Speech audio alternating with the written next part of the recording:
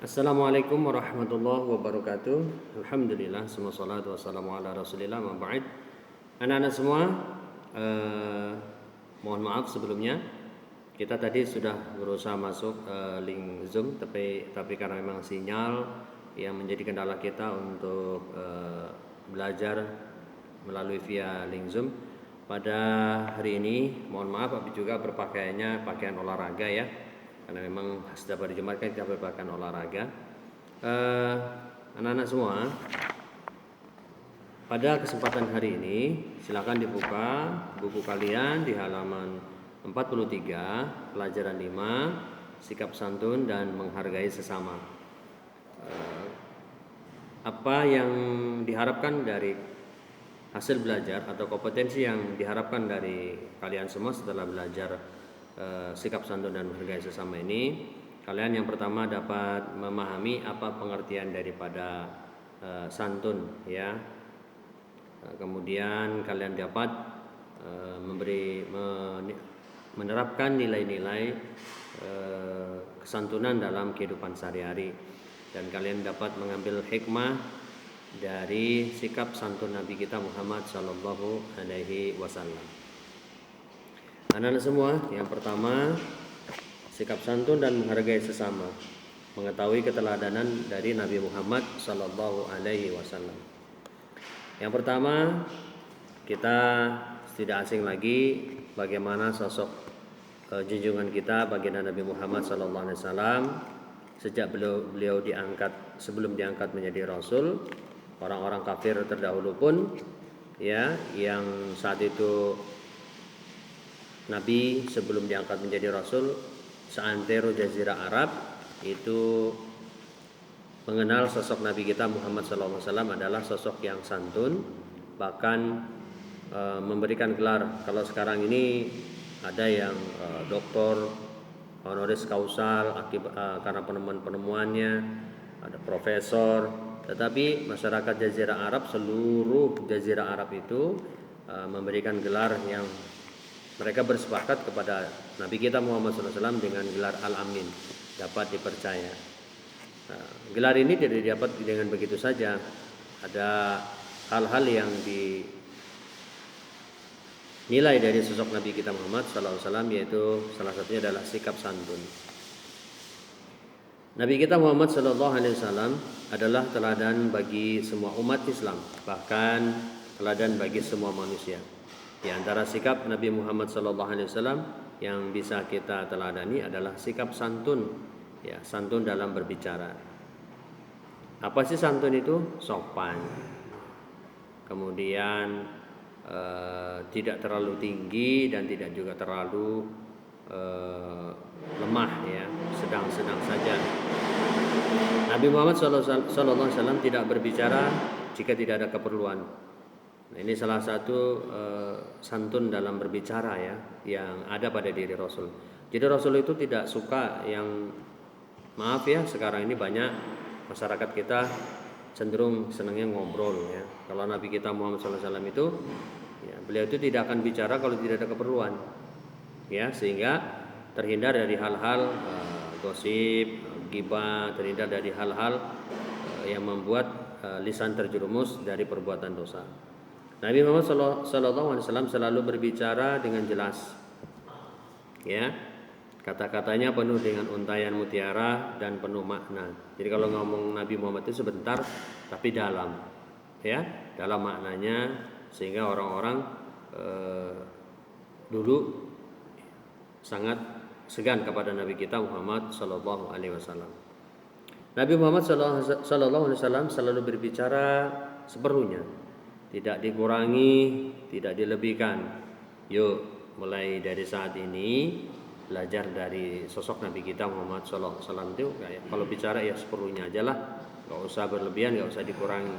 Karena kalau ngomong, kalau duit mah ya, kalau dititipin bisa berkurang, kalau omongan bisa berlebih. Ya, berapa banyak dari lisan, dari perkataan yang menyebabkan perpecahan, permusuhan, kesalahpahaman, ya. Bila berkata, beliau selalu lemah lembut, tidak kasar dan tidak menghina siapapun. Subhanallah, Ya, terkadang beliau dihina dan beliau tidak membalas penghinaan itu. Ya, malu kita ya dengan sosok Nabi kita Muhammad sallallahu alaihi wasallam, ya. Kemudian Nabi Muhammad sallallahu alaihi wasallam tidak pernah mencela nikmat yang diberikan Allah Subhanahu wa taala kepadanya. Awas nih. Awas. Kadang-kadang kita terjebak, ya. Kita terjebak kadang-kadang tidak bersyukur dengan pemberian Allah Subhanahu wa taala. Dikasih ini tapi berpikir untuk bisa dikasih kenapa sih dikasih ini? Kenapa bukan yang itu? Kan mintanya ini, bukan minta yang itu, gitu ya. Hati-hati ini. Tidak pernah mencela nikmat yang diberikan Allah kepada Nabi Muhammad sallallahu alaihi wasallam. Akan tetapi beliau selalu mensyukuri nikmat Allah Subhanahu wa taala walaupun itu kecil. Nabi Muhammad sallallahu alaihi wasallam juga tidak pernah marah karena urusan dunia. Ya, kita banyak saksikan gara-gara urusan dunia terjadi pertumpahan darah, perpecahan, ya. Akan tetapi apabila beliau mengetahui ada kebenaran yang dilecehkan, baru beliau sangat marah. Jadi kalau bohong mah ngapain marah, ya. Tapi kalau bicara kebenaran dan kebenaran itu dihina, derajat kebenaran itu direndahkan, maka Nabi kita Muhammad SAW sangat marah. Nah, ini satu sikap santun yang bisa kita ambil adalah dari keteladanan Nabi Muhammad SAW adalah santun dalam berbicara. Jadi anak-anak semua santun, ya, mencerminkan sikap karakter yang kita miliki. Orang kalau ngomongnya nggak bisa tertata, ngomongnya nggak baik, itulah sebenarnya yang ada di hatinya.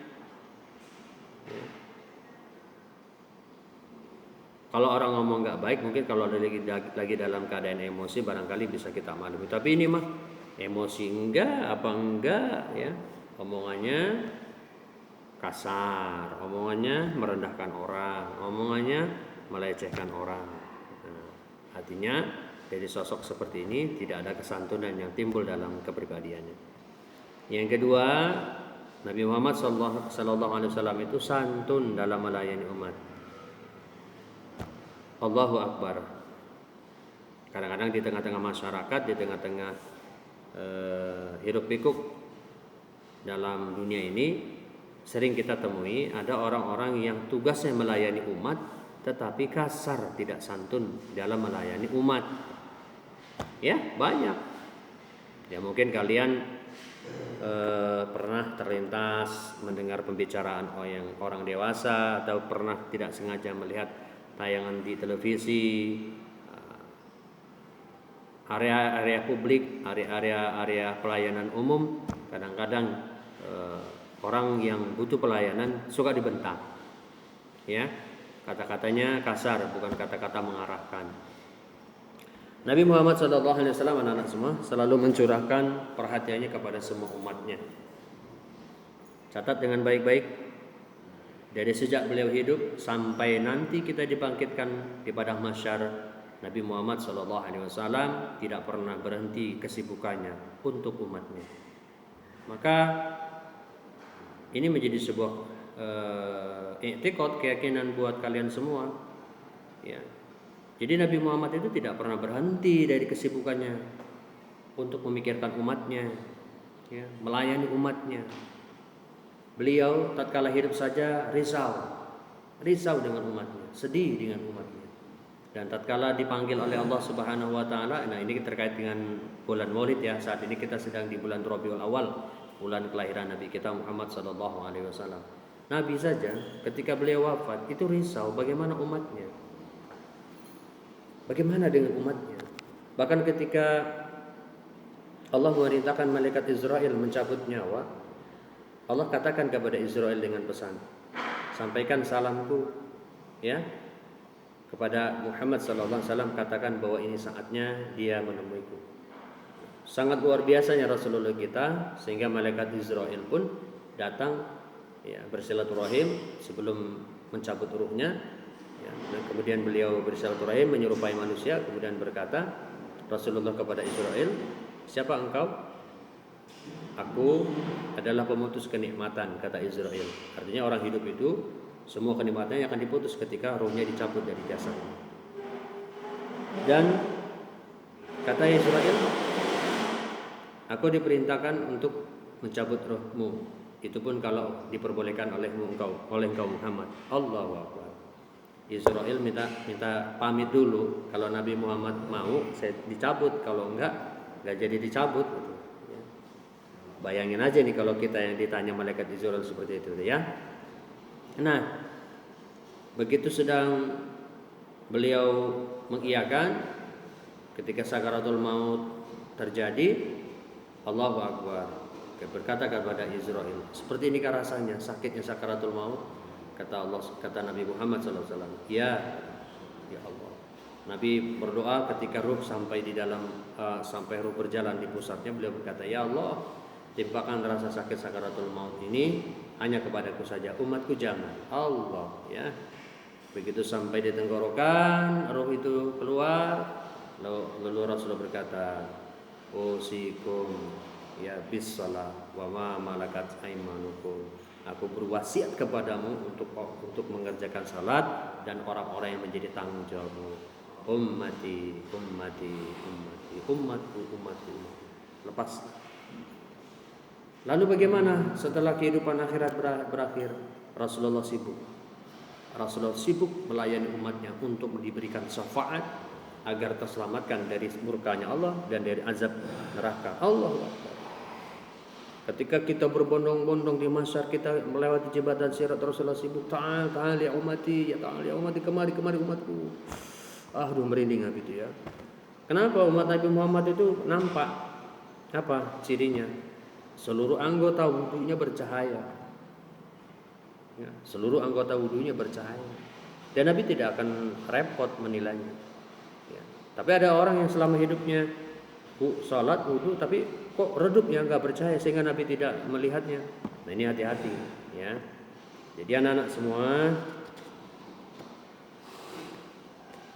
Nabi Muhammad SAW tidak pernah sibuk, tidak pernah berhenti kesibukannya untuk melayani umat.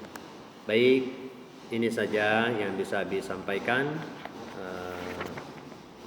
Mengetahui keteladan dari Nabi Muhammad SAW, yang pertama santun dalam berbicara, yang kedua santun dalam melayani umat. Ya, insyaallah kita sambung di minggu yang akan datang.